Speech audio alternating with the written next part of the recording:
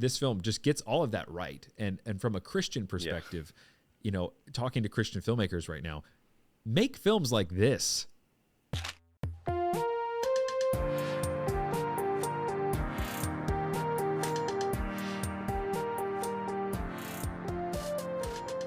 Welcome back to God Deserves Better, the program dedicated to equipping the saints to create like our Creator. I'm your host, Zach Lovelace. And I'm your host, Jonathan Laura. Let's get right to it. Today we're reviewing a film that aligns actually very closely with some of our core commitments, the mastery of craft, the pursuit of excellence, and as faithful filmmakers, this is aligned with our North Star verse that we have, which is Proverbs 22:29. Do you see a man skillful in his work? He will stand before kings. He will not stand before obscure men. What film is this, Johnny? Whiplash. I'm sorry. No, stay.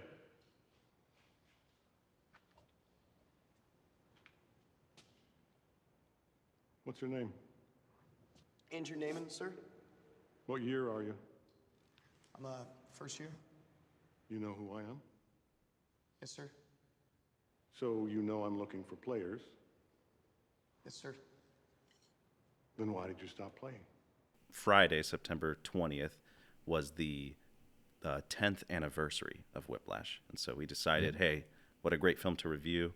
And it kind of just fell on our laps. We've always wanted to review classic films or films that were made in the past rather than the newest thing. And so anniversaries are a great vehicle for us to get to review these things. And Yeah. I think Whiplash is a great movie to start with. Exactly. It feels like 10 years ago. That I don't know where those 10 years went, but this movie is 10 years old for those who don't know. And I remember seeing it in the theater back in 2014. It was directed by Damien Chazelle, and it stars Miles Teller and J.K. Simmons in an Oscar-winning performance. But do you have any summarization? If not, I've come prepared. Sure. I mean, it's about Andrew Naaman, played by Miles Teller.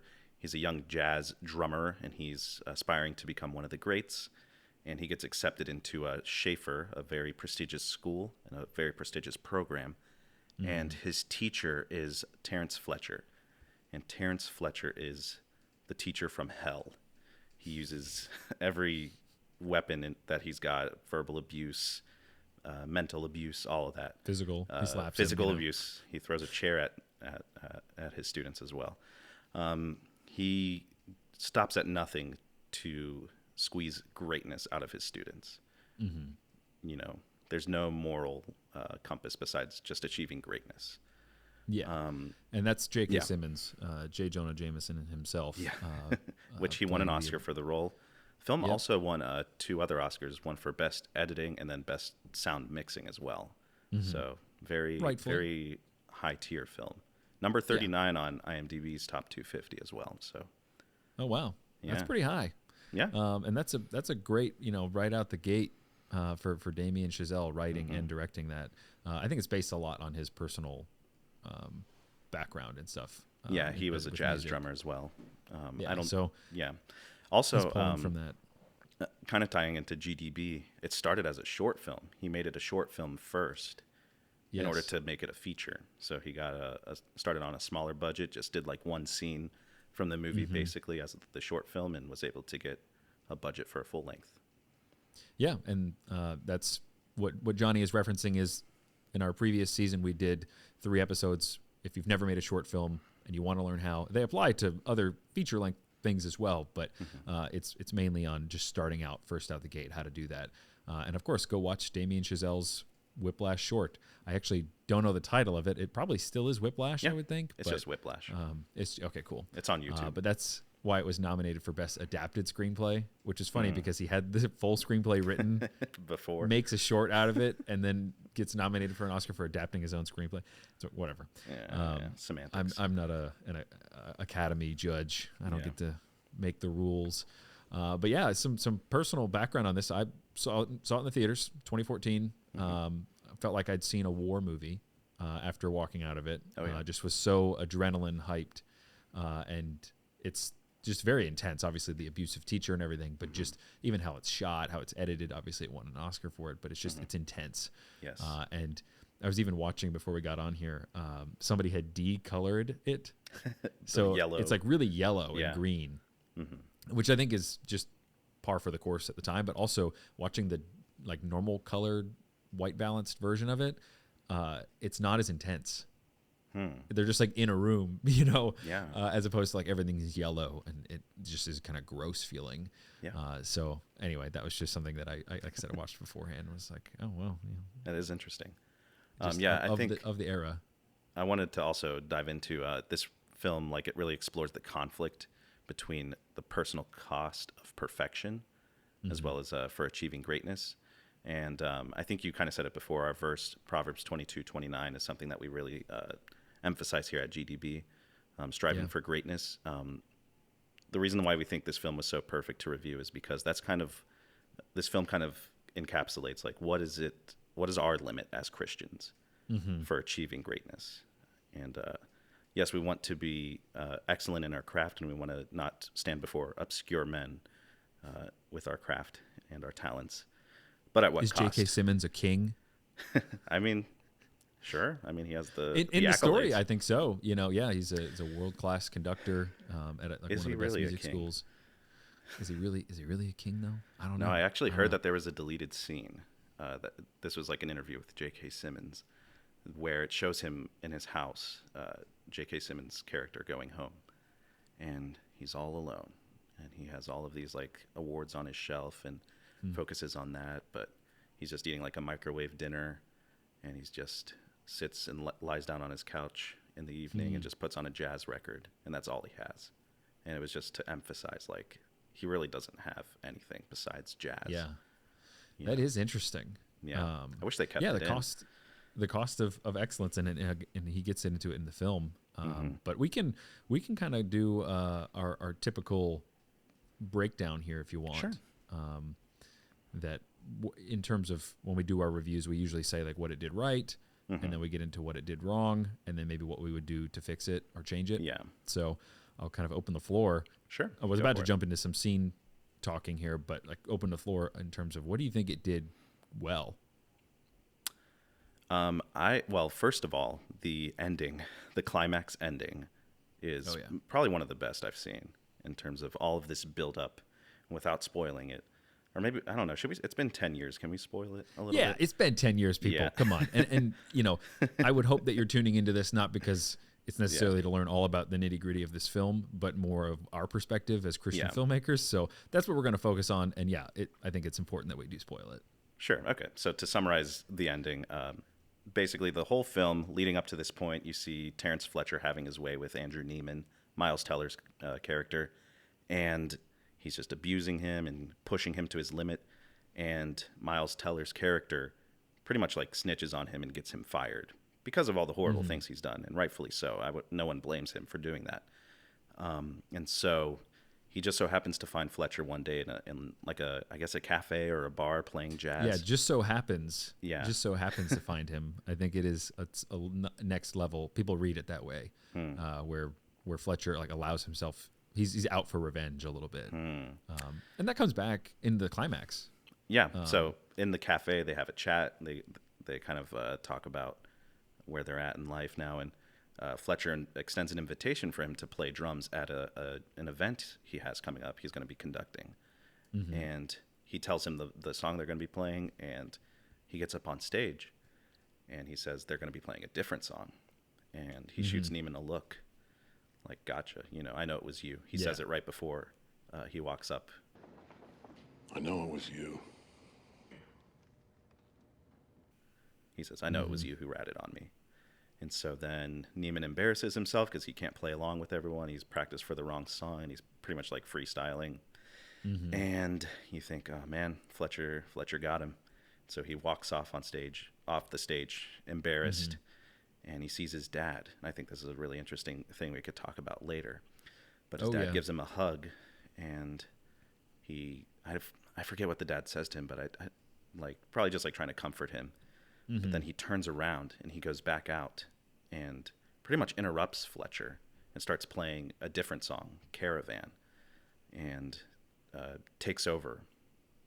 And he starts playing a solo, and it's incredible, and he does amazing, and he just captures the whole audience and and now like Fletcher's trying to help him because it's like so intense, and it's, you know, the way it's shot and edited, and it just ends with a huge like musical swell, and then like the end note, and you just know Neiman beat him, and it ends right on that, and so this whole conflict is over, so to speak. Yeah, it's like a 15-minute no dialogue, just music, back and forth, and I mean, the acting in this is amazing. Both these guys sell everything. Miles Teller being a drummer himself, not like a super good one from what I understand, but just was practicing. Yeah, passable. And passable, and then was good enough to practice and then get good enough for the film or whatever. And just being able to watch him win the bad guy over, that was so satisfying. I mean, I don't think this isn't like my top 3 most satisfying film endings in the theater. Like I'm watching it and I'm like, that worth the price of admission and then some. Like just you always hear about those 3-hour standing ovations at like film festivals. From I probably would have given whatever, one. Yeah. Most films I hear that it does, I'm like, I wouldn't do that. But this one, I definitely at least like 30 minutes. I don't know about hours. I would clap for this for at least 30 minutes. Yeah. Give me a break. Who has time? Who has time to do this? That's literally in a bunch of films Wikipedia sections. It's like this film received an 8-minute standing ovation at the Cannes Film Festival. Ooh, it's like that's nothing. That's nothing. Yeah. Oh, too bad my film got a 12-minute standing ovation. It's like, I just culturally I'll never understand that. It's stupid. 2 minutes in, I would just be like, this is nobody claps for this. Like, I made this film and we're done. You know, it's a very George thing. Like, all right, we're done here. Shut it down. Anyway, but yeah, the ending is certainly, you know, if you can stick the landing on an ending, a slow burn, and this wasn't a slow burn either. This was just, you know, for the most part, pretty medium burn. Yeah, most of the time, but then it cranks it up to rocket fuel level at the end. Yeah. Oof. But I think what's at play, especially with the father, and this is something that I think it really does well, is it's so sharp on its use of theme about the good job, the most devastating thing you can say to it, most destructive thing you can say to anyone is good job. That's Fletcher's whole thing. There are no 2 words in the English language more harmful than good job. Back when they were talking in the cafe earlier, as I mentioned. It's his whole ethos boiled down to one little thing, and that it's just perfection. And it draws those themes out so perfectly. It asks really big questions. And this is something that, you know, as Christian filmmakers who want to tell stories that ask big questions of, are you there, God? You know, or whatever, that it's like, watch this movie and understand how it deals with the message it's trying to tell you. And that it doesn't spoon feed you at the end either. The end is actually kind of ambiguous. You know, I think from a Christian perspective, I think it's a tragic ending. And I think a lot That's of what I was going to say. I think it's a very sad ending, actually. As climactic and as great as you feel coming out of it, it's like, oh, now Neiman is Fletcher, you know? Yeah, and he's a slave to Fletcher as the master. And of course, he pleased his master at the end, and that's interesting. But this is definitely mastery gone wrong, which is why it's the dark side of a lot of the GDB messaging that we have here, where it's like, do better. You know, the Falcon and the Winter Soldier, do better. Oh my gosh! Yeah. You know, you need to do better. You need to do better, Senator. For Christian filmmakers, I mean, that we have 2 ditches that we dump people in, and there's the Christian cringe people and there's the Christian fartists. And the Christian cringe people are people who swing really big on message but just fail miserably in craft. And then the fartist people, they swing big on craft and then fail miserably on message. Although I think they both fail on message, really, if you think about it. But this film, I would say the fartist definitely balance. does. Sorry. They do, yeah. They usually pick themes that compromise their Christian values or are muddled or are self-indulgent. You know, I'm a recovering fartist myself, Christian. Or just super buried, you know. Yeah, again, undetectable. Undetectable. Whereas you know the themes of Whiplash, but they're so married to the characters that it doesn't feel unreal for Fletcher to say that to him. And to that, I wanted to mention, I said about the dad, I wanted to bring it up later. In the thematic or the themes, the dad is who Neiman resents, actually, his real father. Yes. And I think that was when he went to go see his dad after he was embarrassed on stage. I think he realized, like, am I really going to turn back and just end up being like my dad? And I think that really scared him, and that gave him the motivation to go out there and be I more agree. like Fletcher, which you don't Yeah. want to be. I mean, again, it's tough. You don't want to be 100% like Neiman's dad. For those of you who don't know, his dad is like a very big pushover. He's a single father. He's very much just like, yeah, whatever, you know, good job, as Terrence said, is like, you know, the other extreme. Yes. Just coasting through life, just happy to be here, you know.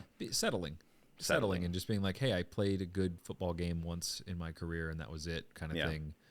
Or I played one good song, one good concert or whatever. And yeah, especially as somebody in the craft, this movie really resonated with me as a writer. I was just like, I just need to just go write. One, I was impressed because of the writing of the film itself, but then the message itself was hitting me in the forehead too, of just, you know, I need to dedicate myself, you know, cut all relationships out of my life and just lock myself in a room and get really good at writing. And I mean, yeah, it's a tempting message to just be like, hey, I can cut all burdens out and just dedicate myself, you know, as a single guy. I wasn't married at the time, but as a single guy, I mean, that really resonated with me. And again, that tells you how powerful and impactful the themes were and how well written they were. And that's just the central message of the film. Again, and obviously as a young guy falling prey to it was like, well, yeah, I do want that. What's funny is from the Christian perspective, we can see this movie's all about idolatry. Yeah. It's just skill for the skill's sake. Or for self-glory, I guess to be impressive, you know? and to be a great, to be a legend, you know, to get the praise of men, essentially. Even though that was a kind of observation I was thinking about just before we got on the mic, about how Fletcher's point isn't wrong, actually. We should ask more of people than what's expected of them, especially, you know, people who are underachieving. But people who are achieving, that's perfectly fine. But I think it's wrong because it's from a human perspective. Whereas I had the same exact note. Yeah. Oh yeah. I had That's actually funny. 1 Corinthians 9:25 pulled up, which is everyone who competes in the games goes into strict training.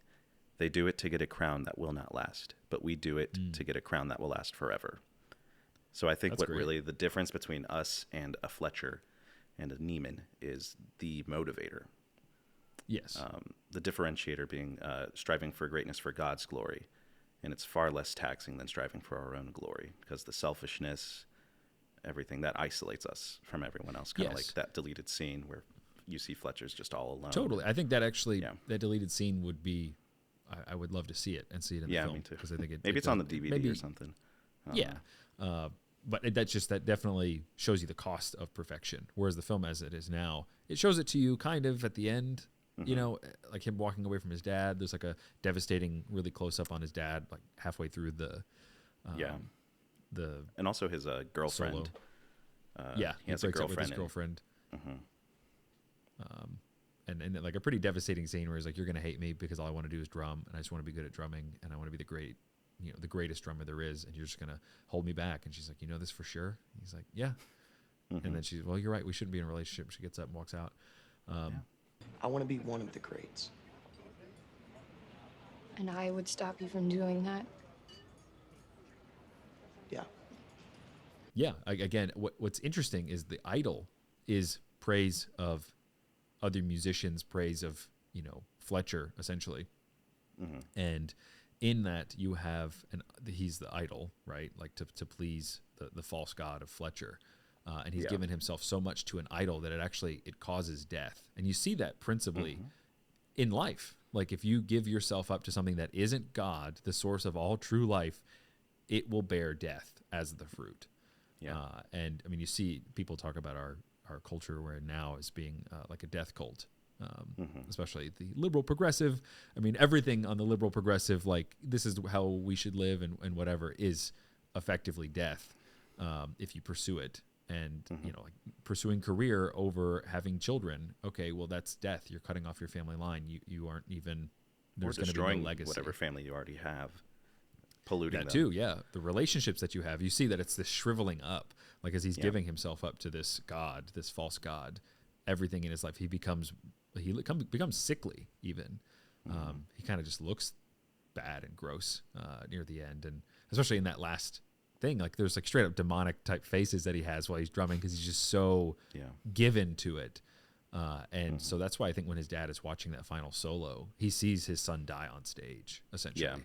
He has like a horrified look on his face. Not like, I think most people might interpret it as like, oh, he's in awe, but I think it's actually like, I think awe could be in it for sure. Like, oh, I didn't know my son had that in him, you know. Sure, kind but of I thing. think he's actually like realized what's happening, you know. Yeah. Again, I think he's watching his son die on the stage, and that, I'm not just making that up either. I think that actually is part of the text, because early on throughout the film anyway, Charlie Bird keeps getting brought up, a famous jazz drummer who died in his 30s, you know, of like a heroin overdose. And that's all it said in the film. Even like there's like a dinner table scene. He's like, I think his dad is the one. He's, well, you know, Charlie Parker died dead at 30, and he's like, well, everybody knew his name. I'd rather be dead at 30 and everyone knows my name. And so again, the idol leads to death, the obsession. You are a slave to this thing. And so he just cares so much for the approval of Fletcher. And I guess that scene, if you will, that he gives all of his time, all of his energy, all of his life. I mean, it's worship. Everything he's doing is just completely worshiping at the feet of Fletcher. And so there's this weird, the couple of verses that I pulled were from the parable of the talents, where this is good. This is a good thing. God has given talents in this parable or this king has, and this servant has 5 talents. He gives him 5 more, and his master says to him, well done, good and faithful servant. You have been faithful over a little. I will set you over much. Enter into the joy of your master. And it's like, that is obviously a longer way of saying good job. But hearing it from the right person, hearing it from God, is what we all actually want. And so in some ways, Andrew is playing for his own salvation on stage, trying to be worthy. And since it's not God that he's serving, that actually lends itself to him dying, essentially. So I think it does all of that really well. Obviously, the employing the weak dad. I think the weak dad is actually weak, but he could also represent life in some ways. That life looks weak. That not being obsessed, not being totally given, not being a slave to these things, not having an idol, really enhancing the mediocreness in him, just to have it stand out. Or the normalness, you know, like there's nothing wrong with being normal and being well balanced, and that's actually exceedingly rare nowadays. And so like that's the two lives that Andrew was stuck between. That's why I love that it was a left and right turn on camera. So his dad's like to the left of the camera, and then Fletcher's to the right, and he chooses to go the other way. And that's just one of the most powerful things you can do as a director, is show your decisions as a left to right thing, that they are literally choosing one way or the other. There's a great video essay about that, I think, from Every Frame of Painting. They're good. And it's a good channel. We'll link them in the description. He's great. But Snowpiercer was one that he uses as an example, because it's literally they're going down this train. It's about a train in the near future. Is this the Chris Evans one or the show? Okay. The Chris Evans one. I guess the show probably follows the same cinematic language. I haven't seen either of them. They can only go one way on the train, or they can go 2 ways, basically, backwards or forwards. And it's just right and left. So you see the evolution of the character in how often and in what ways he's going. So that's really cool. That's cool. And so just that final decision that Andrew makes to walk back out on stage. And again, for it to end climactically on a stage, he's performing. And in some ways, we're all performing for God's approval. Even though in a natural state, the unregenerate state, we hate God, we still do it. It's still part of our programming. And to serve a God. So I think Tim Keller's got a great book about idolatry, Counterfeit Gods, that I read probably 15 years ago. That's really good. It just talks about how any good thing can even be an idol, like your family, or even being good at your job, you know? True. Anyway, so this film just gets all of that right. And from a Christian perspective, you know, talking to Christian filmmakers right now, make films like this. Like, it is saying more Yeah, about what are you idolatry. guys doing? What are you doing? Just stop making bad films and make more films like this. It's that easy. I'm tired of having to say it. It's that easy, guys. Okay? Just break up with your girlfriend. Exactly. You know, and quit your job and just give yourself over to making film.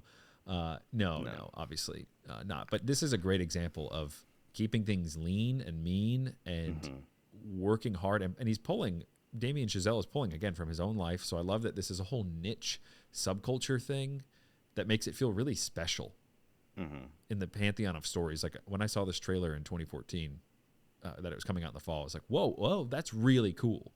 I've never seen a story about jazz drumming that's intense, you know, and so to be able to, again, give me that feeling of like I walked out of a war film is really cool. So lean into the niches, lean into the subculture, and it was made for like $3 million. Wow. Think about that. It was made for $3 million. How much did it make? Started with a short film. This sounds like right up our alley in terms of trajectory and everything. Like, go make a short film, go get it into some sort of festival. I'm not saying festivals are what they used to be, but it's something. It made $50 million worldwide, by the way.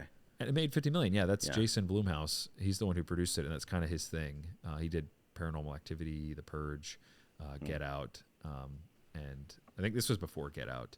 Yeah, and it was really, it's his formula, which is like about $5 million, and then you make $50 million, and that's your, you know, it's your 10xing your stuff, and you didn't pay for that. That's a great formula. The concept low, and it's about the acting, it's about the editing, the subject matter. Again, feels very special.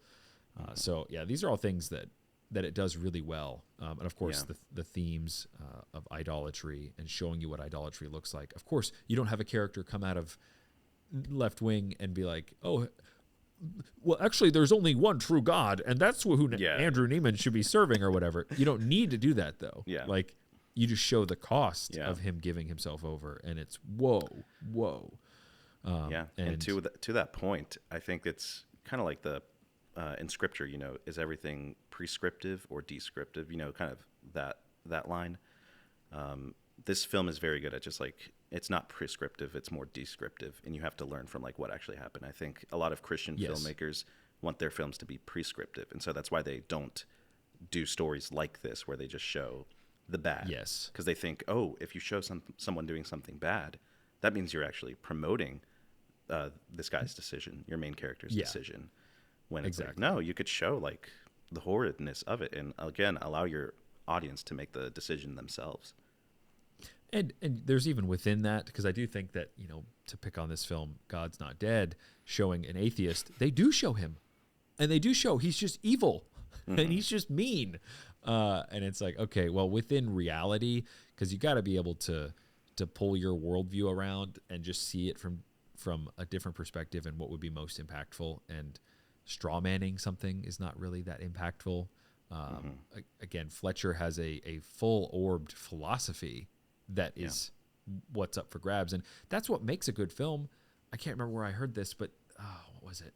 Ultimately, every film comes down to two people disagreeing about something, some philosophical worldview difference.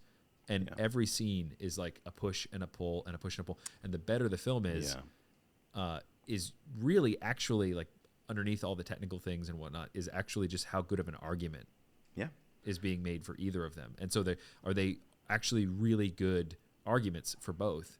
And we've talked about this in terms of stuff like God's Not Dead, that it strawmans the other side completely, as opposed to steel manning. Steel manning things makes it so interesting.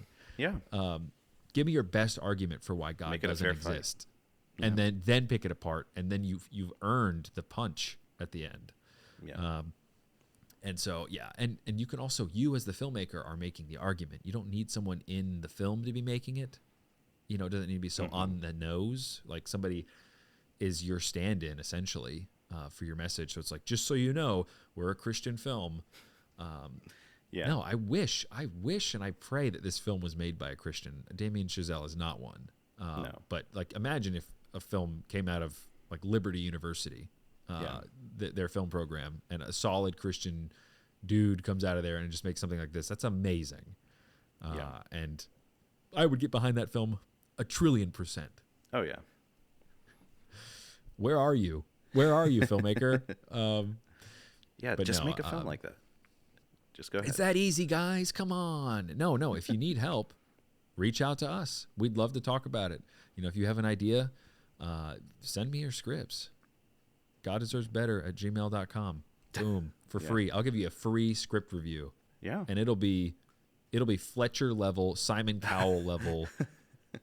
I'm going to hit you hard because I want it to be good.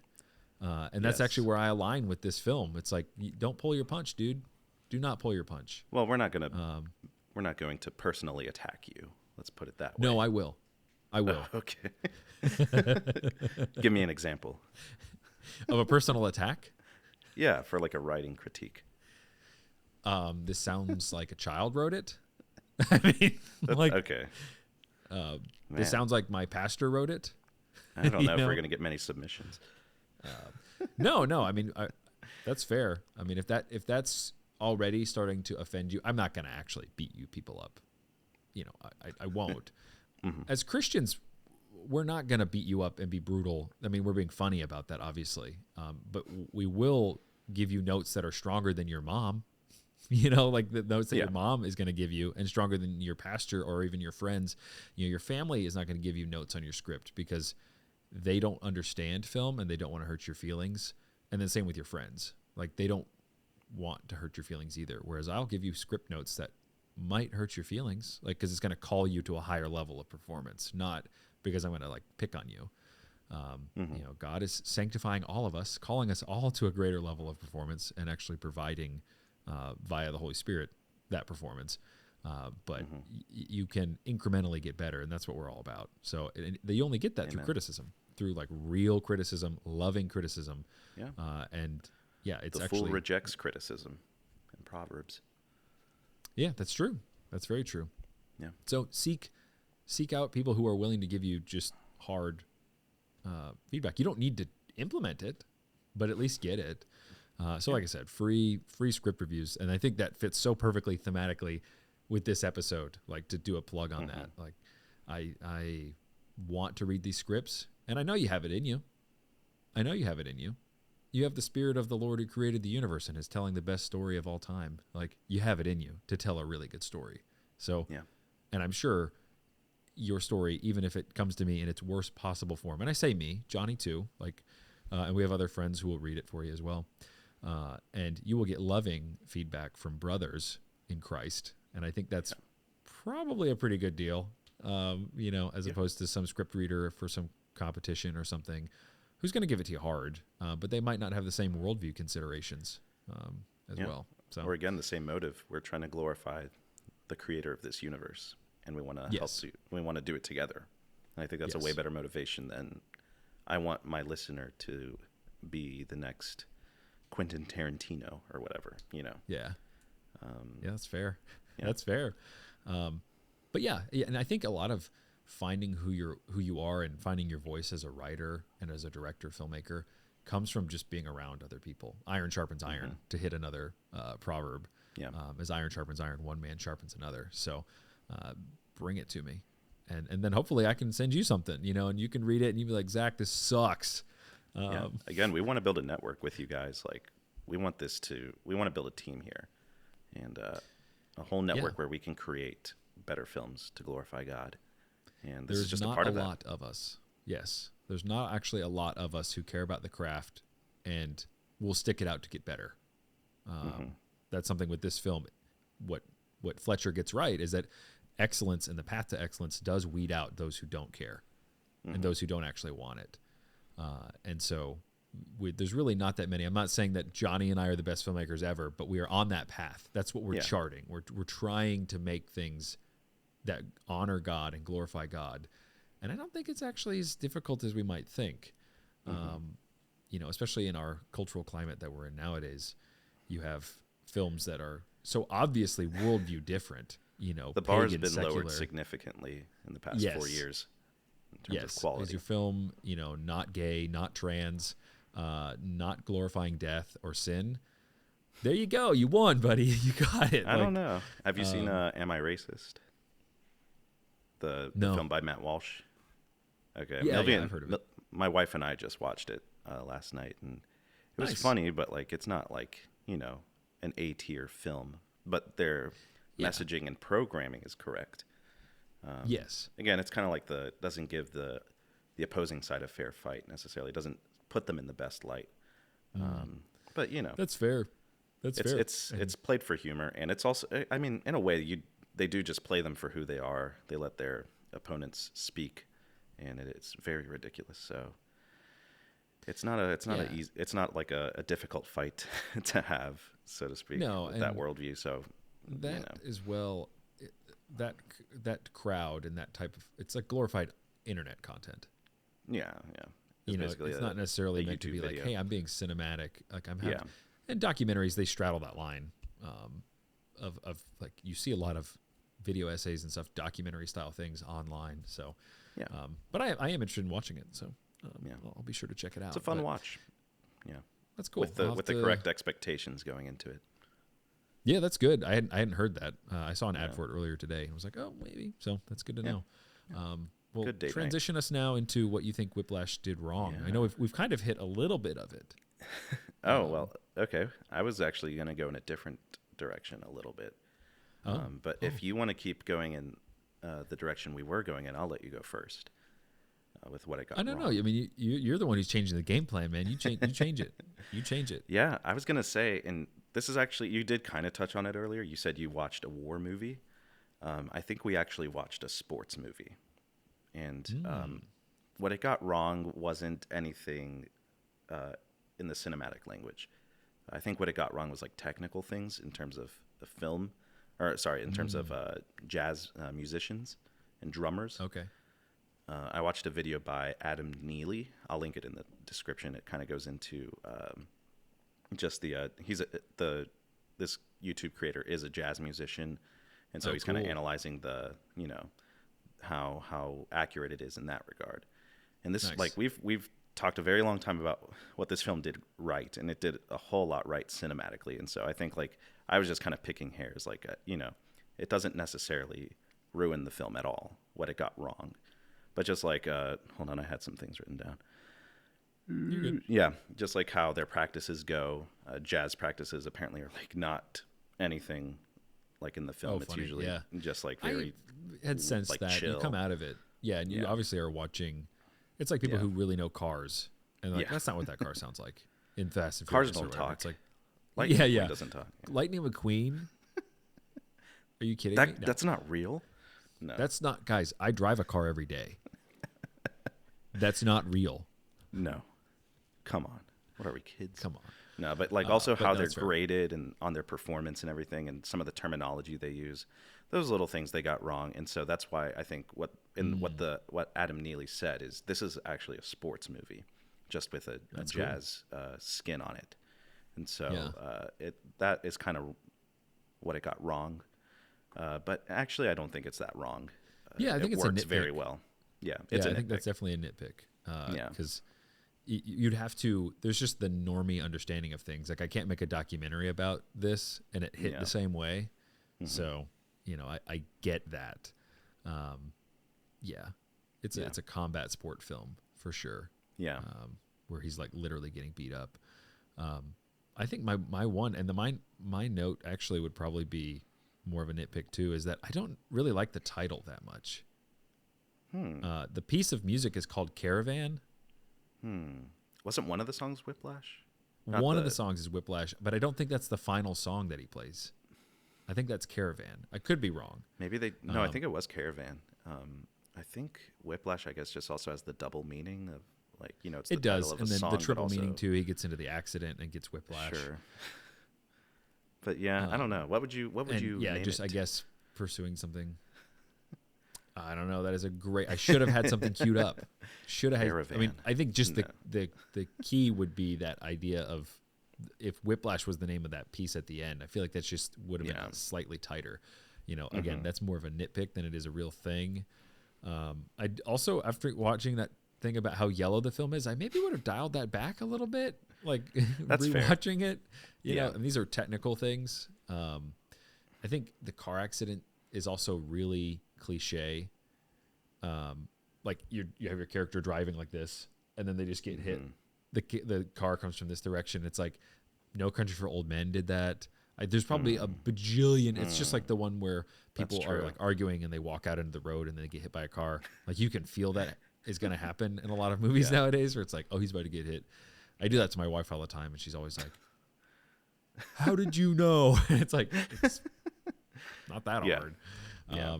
But yeah, I think that's maybe a real note. It's just that works. It's in service.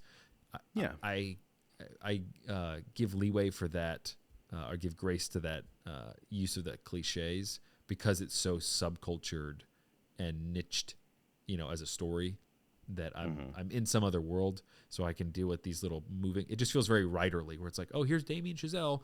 I gotta get my character to do this. I do think a lot of Christian viewers, in terms of what Whiplash does wrong, would probably say all of the cussing, because that's a huge component to this film, in terms of the verbal Fletcher's abuse. Abuse. So what do you say to that, oh Christian Johnny? It's kind of like the weaker brother, stronger brother thing. If it's something you just can't stomach, I know I have people very close to me who can't, and I understand that. If you can't, I would say stay away from this, or maybe you have, is it called VidAngel, I believe? You can, it's like a filter for films. They take out anything inappropriate. It makes a lot of movies safe to watch for the family.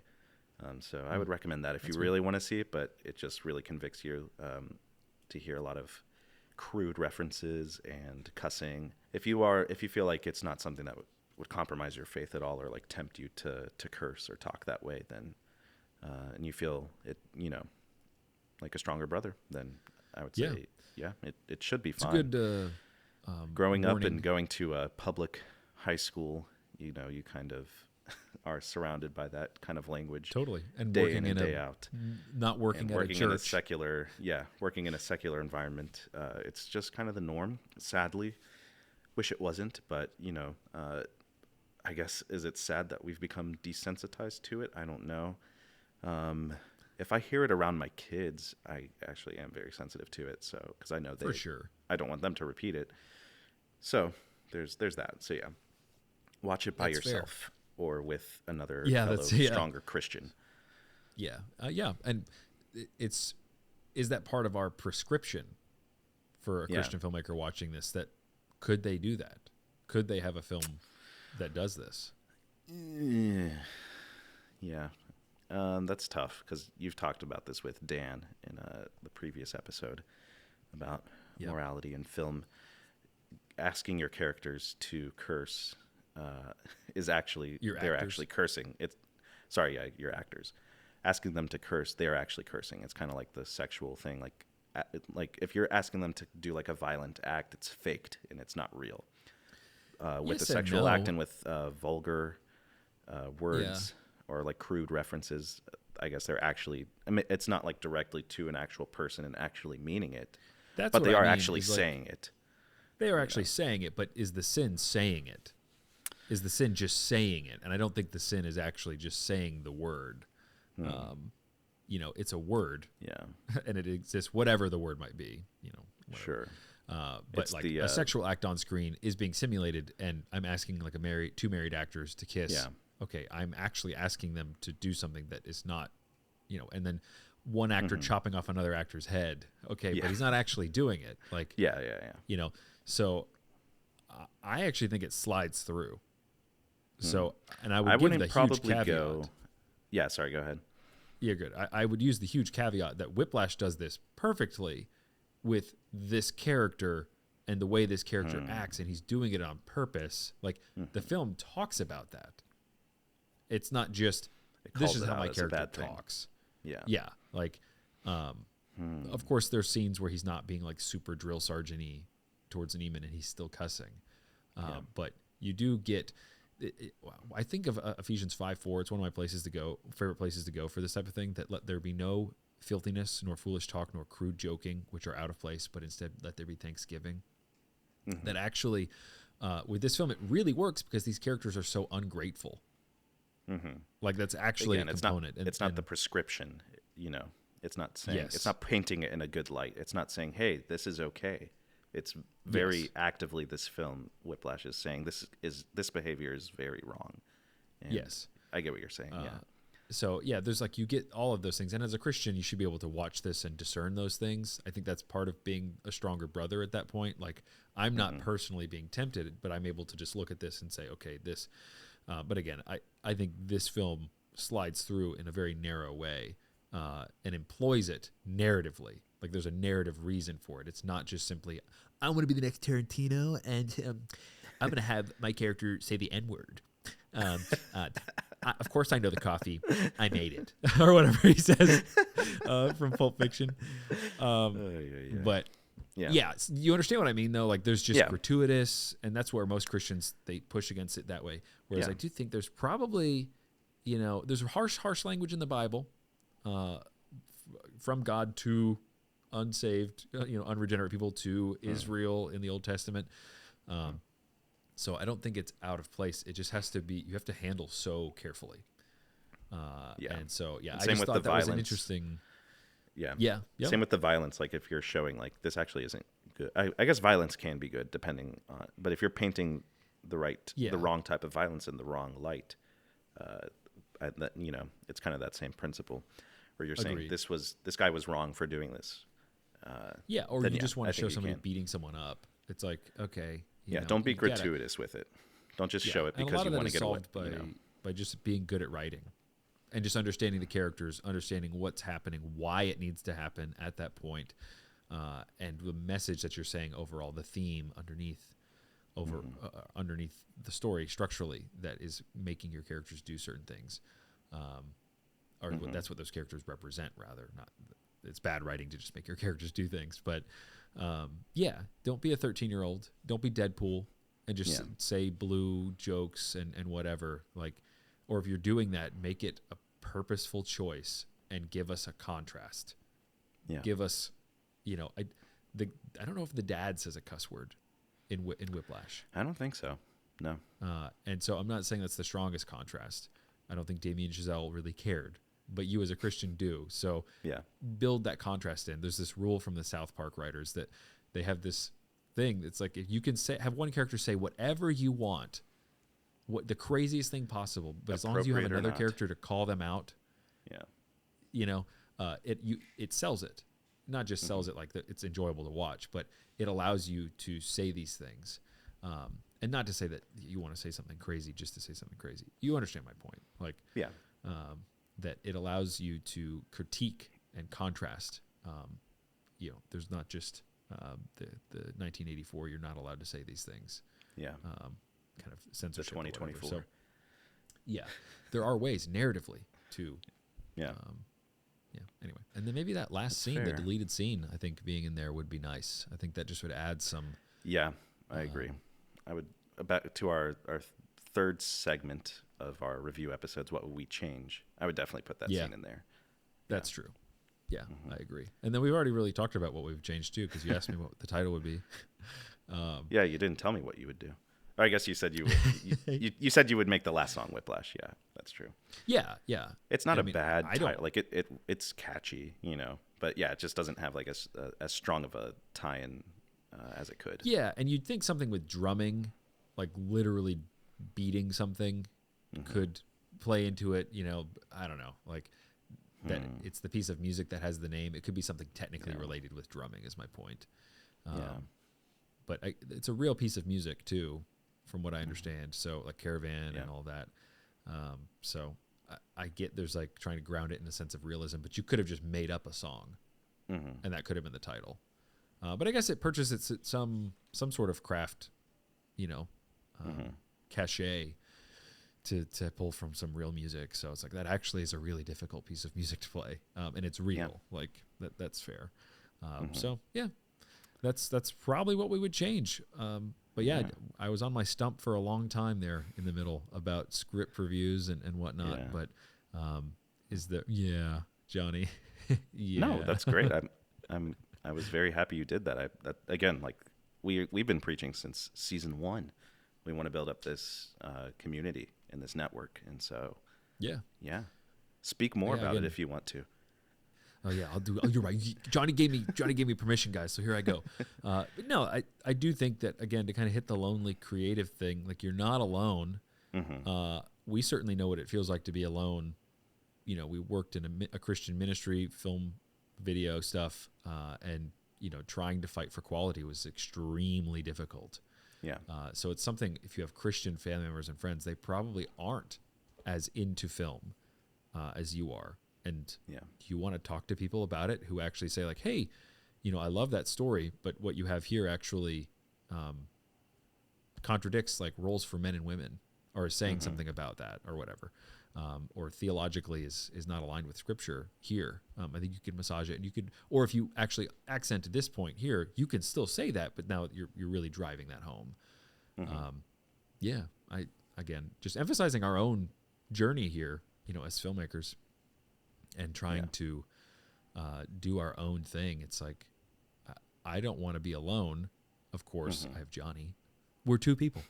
No, we have other people, like, in the GDB network that are friends that are amazing at what they do, craftsmen, masters of their craft, and some of them we'll talk to on this show. So, we've talked to one of them. Tune in and Tommy, and grow, and we already had Tommy on the show. He's awesome, master of his craft. We do a weekly podcast called Story Fellas, where we make up a story for you guys in an hour. So if you want to learn more about writing and storytelling on the fly, then that's something that you should check out. But I also, you know, check out Whiplash. Damien Chazelle, 2014, fantastic film. I think as a Christian filmmaker, you really couldn't have a better template for how to handle theme and characters and dialogue and direction than this.